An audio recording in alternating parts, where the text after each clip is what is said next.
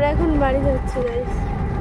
এখন আমরা অনেক ধক্কা কেটে বাসায় যাচ্ছি। আর এখন কয়টা বাজে? 11টা বাজতে যাবে।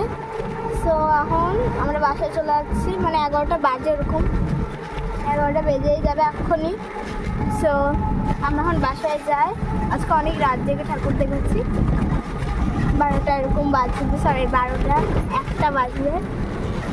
এখন 12টা বাজে, 12:30টার বেশি বাজে। এখন 12টা 1টা বাজছে। আজকে আমরা অনেক রাত দেখে ধকল দেখেছি, মানে ধকল। আমরা বাড়ি চলে আসছি। তো আজকের জন্য এইটুকুই। তো বাই।